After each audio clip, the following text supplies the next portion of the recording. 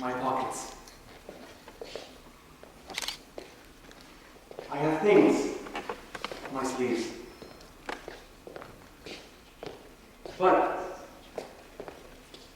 on the opposite of a stage magician, he gives you illusion that has that mix of truth. I give you truth with a pleasant discount illusion.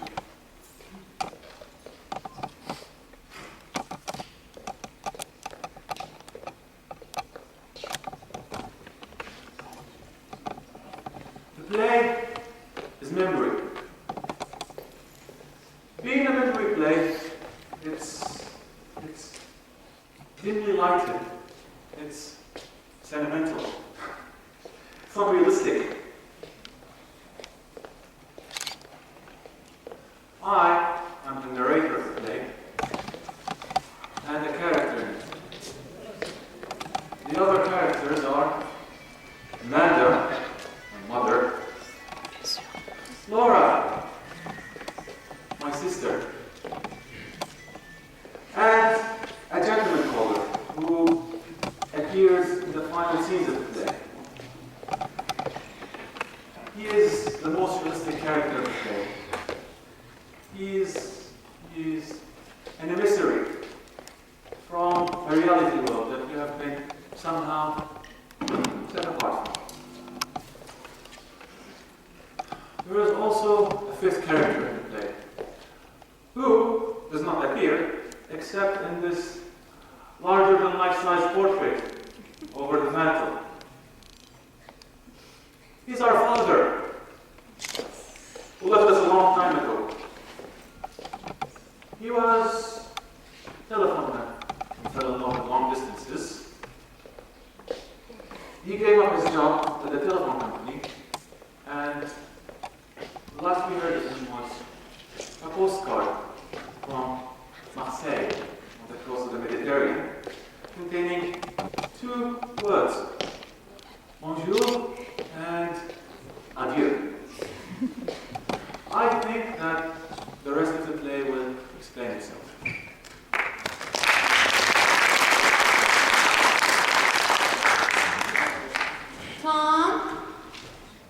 Tom? Yes, Mother? We can't say grace until you come to the table. Come in, Mother.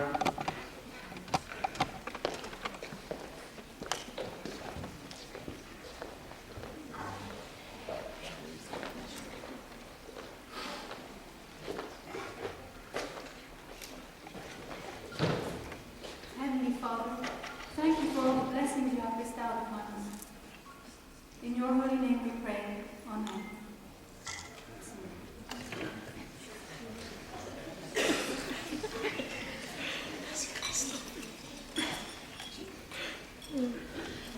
Don't push with your fingers, honey.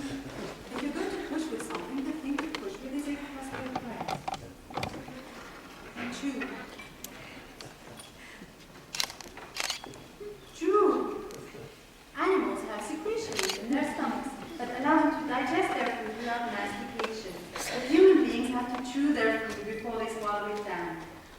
A well-cooked meal has lots of delicious flavors that need to be held in the mouth for appreciation. So chew your food and give your salivary glands a chance to function. Mother, I haven't enjoyed one single bite of this dinner because of your constant directions on how to eat it.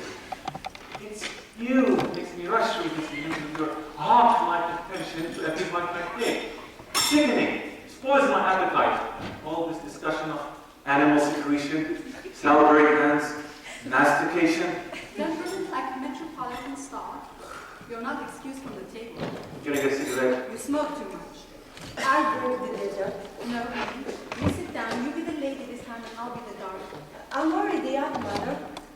Resume your seat, little sister. I would like you to stay fresh and pretty, for when the gentlemen callers start to arrive.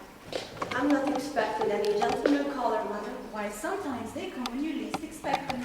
I remember one Sunday afternoon on Blue Mountain. I know it's coming. Yeah, but let her tell it. Again? She loves to tell it. One Sunday afternoon on Blue Mountain, your mother, received 17 gentlemen callers in one day. Why, sometimes there wasn't even enough room to receive them all. We had to send the nigger over to the parish house for extra chairs. How did you entertain those gentlemen callers, Mother? I understood the art of conversation. I bet you could talk. Girls in those days could talk, I can tell you. What did you talk about? Things of importance in the world. Nothing coarse or common or vulgar. My callers were gentlemen. All. Among them were some of the most prominent planters of the Mississippi Delta. There was young Champ Lockwood, who later went on to become the vice president of the Delta Planters Bank. And listen to this, Tom.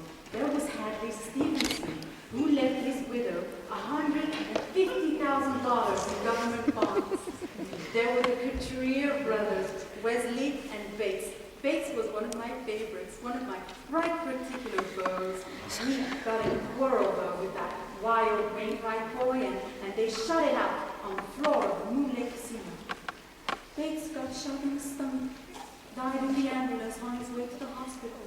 Of course, his widow was also well provided for. She got about 8,000 to 10,000 acres in land. Yes, and then there was that boy that every girl in the Delta had her cap set for, that bright, beautiful Fitzhugh boy from Green County. And what did this one did his widow? They didn't all die, goodness me. You talk as if all of my old admirers turned up their toes to the daisies. Isn't this the first you've mentioned that actually still survives? Yes, yes. Bates, Fitzhugh one, that's right. He went north, made a fortune, went on to become known as the Wolf of Wall Street. He had the Midas touch. Everything he touched turned to gold. And I could have been Mrs. Duncan J. Fitzhugh, mind you. But I picked your father. Mother, let me clear the table. No, honey, you go and study your business work over there, and I'll clear the table. I want you to stay fresh and pretty for when gentlemen callers arrive. How many do you think we'll receive this afternoon? I don't believe we are going to receive any, Mother. What, none? Not one? There must be a flood. There must be a tornado. It's not a flood, it's not a tornado, Mother. I'm just not popular like you were in Blue Mountains. Mother is afraid I'll be an old maid.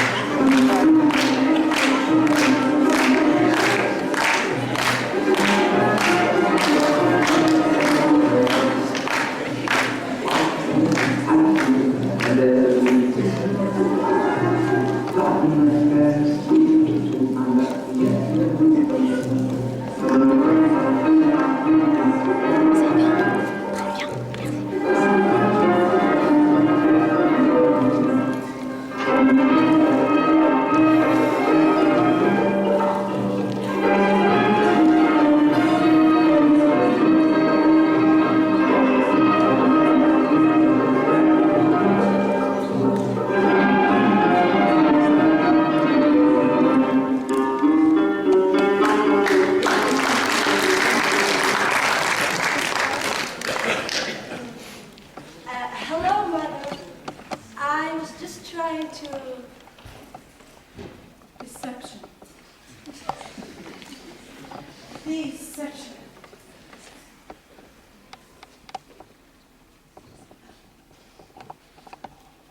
How was the DIR meeting, Mother? I didn't go to the DAR meeting. I didn't have the strength. In fact, I didn't have the courage. I wanted to find a hole in the ground to crawl into and hide myself in forever. Has something happened, Mother? I'll be all right in a minute. I'm just bewildered by life. Mother, I'm sure going to tell me what has happened to you. As you know, I was supposed to be inducted at my office at the DAR this afternoon, but I stopped by Rubicon's Business College to tell them about your having a cold and to ask them what kind of progress they thought you were making down there. I went straight to your typewriting teacher and introduced myself as your mother. She didn't know who you were. Winfield, she said, we don't have any such student after school. I assured her she did, and that you had been coming to lessons since early January, the way we planned. Excuse me, she said, and she got out her attendance book.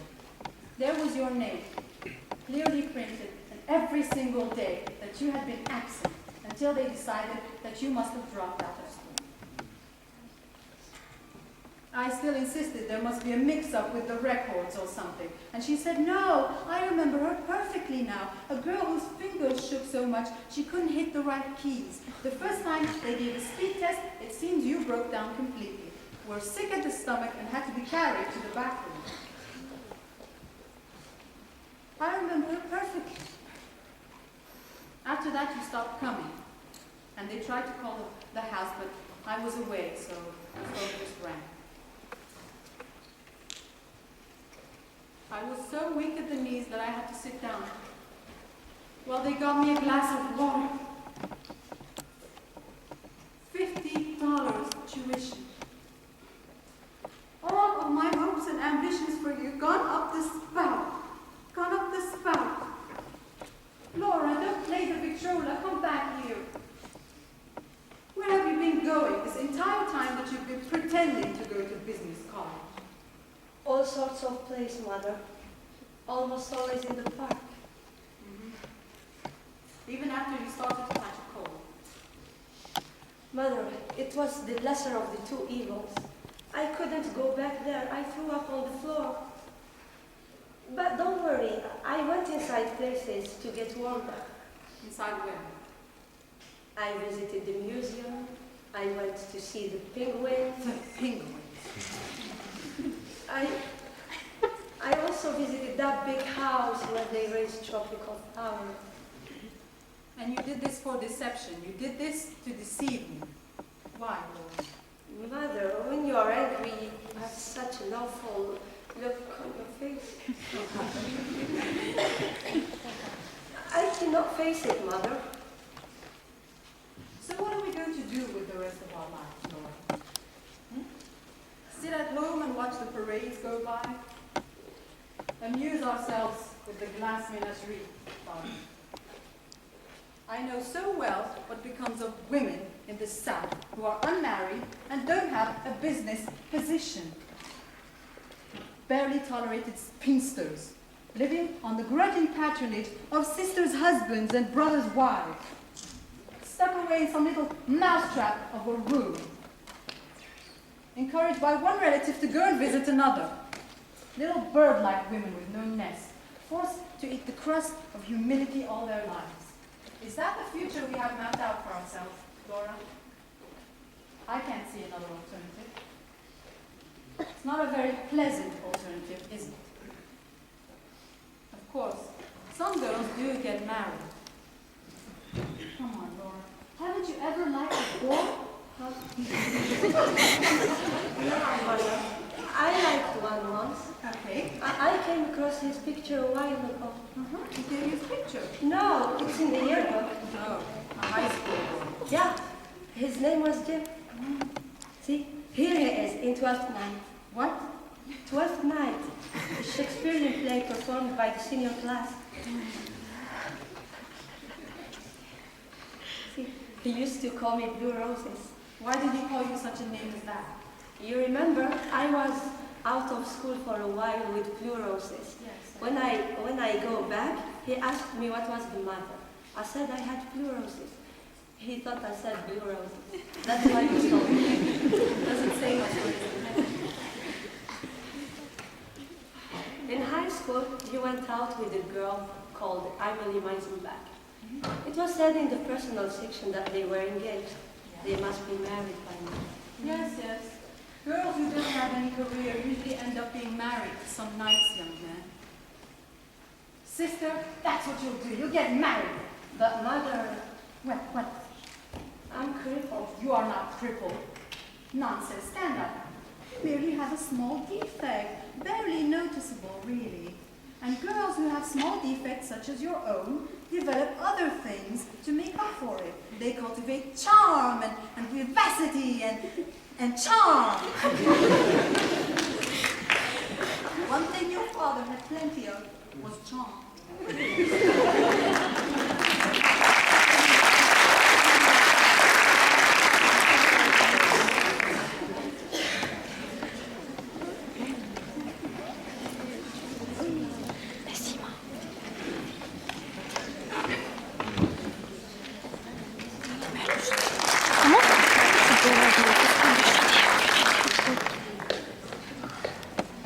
After the ASCO at Rubicon's Business College, the idea of getting a gentleman caller for Laura began to play a more and more important role in mother's calculations. It became an obsession, like an archetype of the universal unconscious. The image of the gentleman caller haunted our small apartment. Mother was a woman of actions as well as words.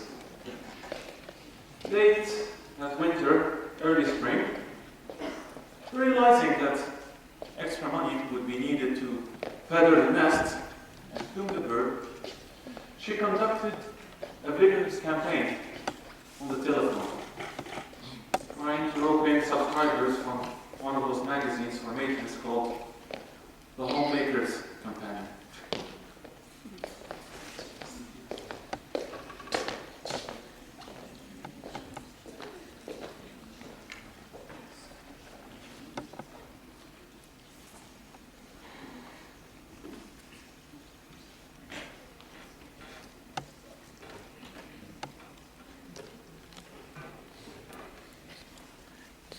Ida Scott, this is Amanda Wingfield, honey. How are you? We missed you at the DAR last Monday. I said to myself, she must be down with that sinus condition. How is that sinus condition, honey? Horrors. Heaven have mercy. You're a Christian martyr. That's what you are. You're a Christian martyr. Well, Ida, I was just saying to myself as I looked at my little red book this afternoon that, yes, your subscription to the Companion is going to run out very soon. Yes, it expires with the next issue, honey, just when that serial by Bessie May Hopper is getting off to such an exciting start. Remember Gone with the Wind? You remember how it took everybody by storm? Well, people are already comparing this to Gone with the Wind. They say that it's the Gone with the Wind of the post-war What? Burning? No, honey, you go and take a look in the oven and I'll hold the lamp. Ida? Ida? Goodness, she hung up.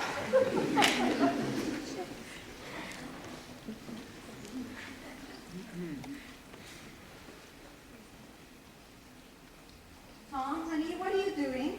I'm writing a poem. Let me see. No. Why not? Let me have a look. No. Come on. Oh, how pretty. No, I said no. Come on, just let me have a look. What in Christ's name am I Don't supposed to use do? that expression in my Oh. presence. Have you gone out of your senses? Yes, I have. That's true. Hear me now. What's the matter with you? You're behaving like an idiot. Look. What? Look, I've got no single thing. No single thing in this house that I can call my own. Yesterday, you confiscated my books. You had the nerve to. I took that sick book by that hideous Mr. D.H. Lawrence back to the library. I cannot control the output of diseased minds or the people who cater to them, but I will not have that filth brought into my house. No, no, no. House? Yes. House. Who pays rent on it? Who makes a slave of Don't himself? you dare to! Listen to me, Tom Wingfield. No, you mustn't say things. You listen to me. Come back Don't here. listen anymore. I'm at the end of my patience. Patience? Yes. Patience, mother? What about me? Aren't I supposed to have any patience to reach the end of what I'm doing, what I want to do? Having a little difference between... I think you're doing things you're ashamed of. That's what I think. Nobody goes to the movies every night. Nobody goes to the movies as often as you pretend to. The movies don't begin at midnight. They don't end at 3 o'clock in the morning. Come back here, stumbling and mumbling like a maniac, get 3 hours sleep, then go off back to work. I can just imagine what you've been doing. Moping and doping, because you're in no condition. No, I'm in no condition. What might have you to jeopardize your job, to jeopardize the security of us all? How do you think we'd manage if you were to... Listen. What? Listen, you think I'm crazy about the warehouse? You think I'm in love with the Continental shoemakers? You think I want to spend 55 years down that warehouse with Codex Interior and fluorescent tube? Look, mother, I'd rather somebody picked up a crowbar rather than go back there every morning. And every time you come in yelling that goddamn rise and shine, I say to myself, how lucky that people are. Yet, I go every morning, and yet you say self. Self is all I ever thought of. Well, mother, if self is all I ever thought of, I'd be where he is, gone, as far as the system of transportation reaches. Come back here. I just want to know where you're going. I'm going to the movies. I don't believe that lie. I'm going to opium dens. Yes, mother, opium dens. Dens of vice and criminal hangouts. I've joined the opium gang. I'm a hired assassin. I carry a Tommy gun in a violent case. They call me Killer Wingfield. I'm leading a double life. By day, a simple, honest warehouse worker. By night, a dynamic czar of the underworld. I wear a patch over one eye and a false mustache. Sometimes I put on green whiskers. On those occasions, they call me El Diablo. I go to gambling casinos. I spin away fortunes on the red table. Oh, I can tell you so many things that will make you sleepless at night, mother. My enemies plan to dynamite this place. They will blow us all sky high one day. And I'll be glad, very happy. And so will you. You'll go up on a broomstick with 17 gentlemen callers. You ugly, babbling old witch! My Glass Menagerie.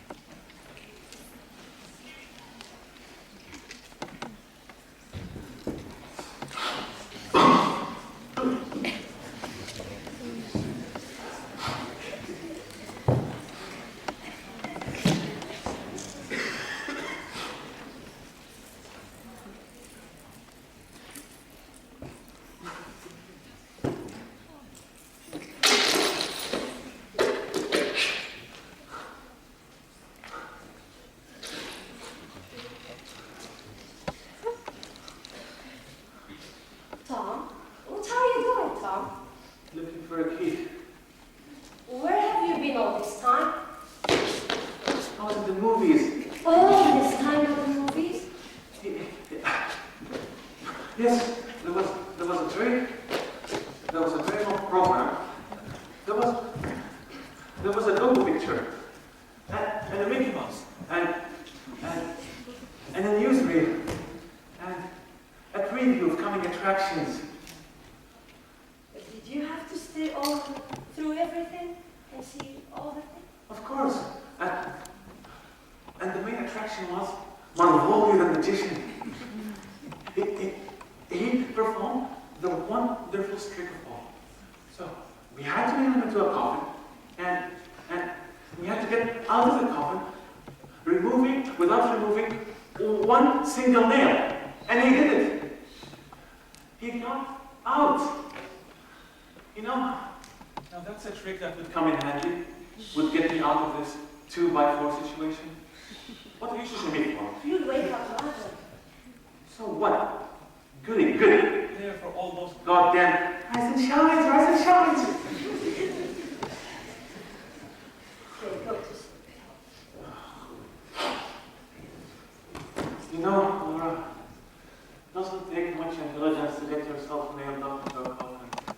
But who in hell ever got himself out of one without removing one single nail?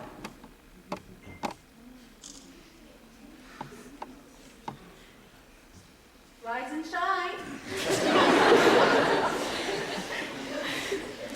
Laura, tell your brother to rise and shine. Tom, wake up, Tom. Wake up and make mother angry. I'll rise, I'll shine. Laura, tell your brother his coffee is ready. Okay, mother. Tom, wake up. Please, I'm going now. Please, apologize to mother. Talk to her. I will, but she won't talk. She won't to me. She's the one who started not talking. Yes, I know. But if you just say that you're sorry, she will talk to you. I know her. Her not speaking. Is that such a tragedy?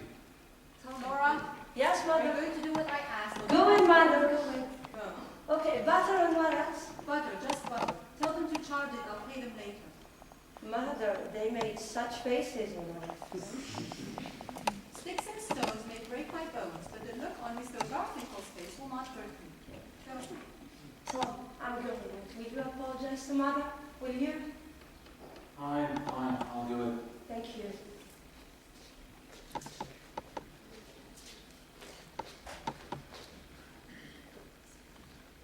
Put your coat on, it's cold.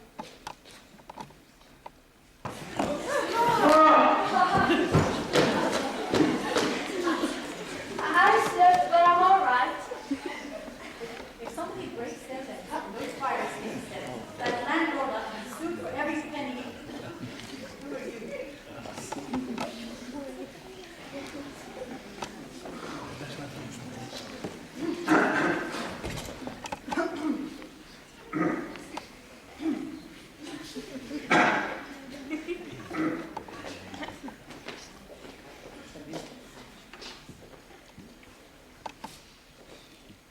Mother,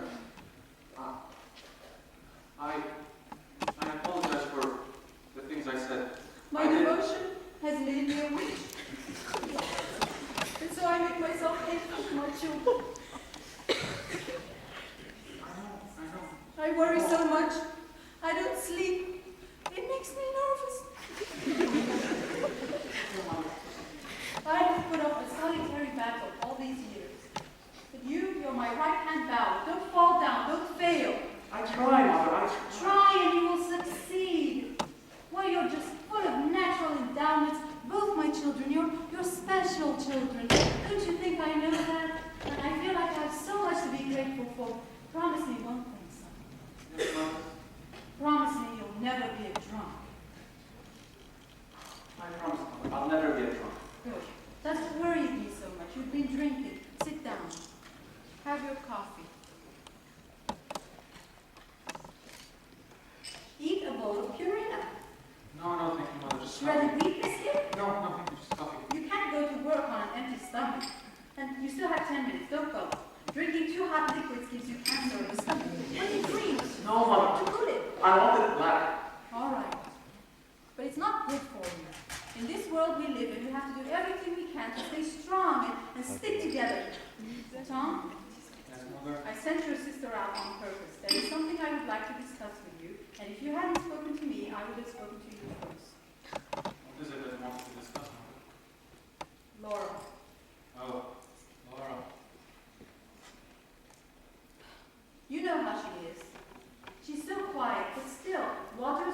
run deep. She notices things and she broods about them.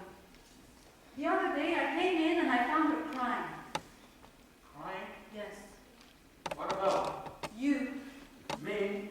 She has the impression that you're not happy here. What gave her that impression? What gives her any impression? Still, you do act strangely. I'm not judging. I know. I understand that your ambitions don't lie in the warehouse. And like everybody else in the entire world, you have had to make sacrifices. Tom, life is not easy, son. It calls for Spartan endurance. There are so many things in my heart that I've never been able to tell you. You know, I never told you this, but I loved your father. I know that, Mother. That's what worries me so much. You behave like me, staying out at night, and, well, you had been drinking on that night you were in that terrifying condition. Laura says you hate this house, and that you go out at night to get away from it. Is that true, Tom? No, Mother, listen. Yes. You say there's so much in your heart that you cannot describe to me. Well, that's true for me too. There's so much in my heart that I can't But describe Tom, why? Why are you so restless? Where do you go to at night? I go to the movies. Why do you go to the movies so much? Because I like adventure. Adventure is something I don't get much of at the warehouse.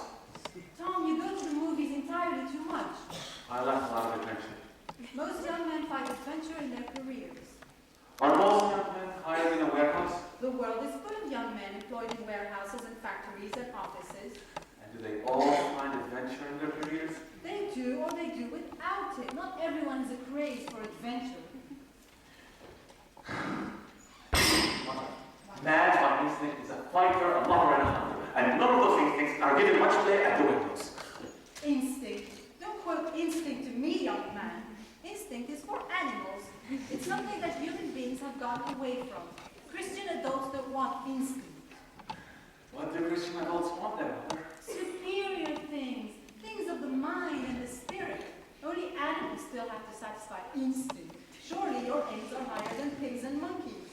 I reckon they're not. You're joking.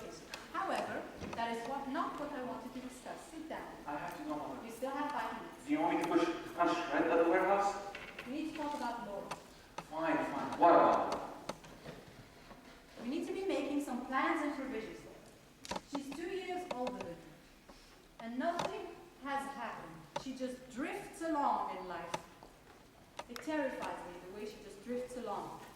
Well, I guess she's the type people call home girls. There is no such type. And if there were, it would be pathetic. Unless the home is hers with a husband. What? I can see the handwriting on the wall as clearly as I can see the note in front of my face. More and more you remind me of your father. He was out all night, every night without explanation. Then one day, gone. Left me with the bag full, 2 children, and no way to take care of them. I saw that letter you got from the merchant marine. I know what you're dreaming of. You want to escape. Fine, do it. But not until there's someone here to take your place. What do you mean? I mean, as soon as Laura is married, has a husband, a home of her own, is independent, then you may go wherever you please, on land, on sea, whichever way the wind blows you. I'm not saying worry about me. I'm old and I don't matter. I'm saying worry about her because she's young and vulnerable. I tried to get her a business career at business college. A dismal failure. Made her so nervous she was sick at the stomach. Tried to get her to make friends at the Young People's League at the church. Another fiasco. No one spoke to her, and she spoke to no one. Now she just fools around with little pieces of glass and plays all phonograph records. What kind of life is that for a girl to lead? What do you want me to do about it? Overcome self, Tom.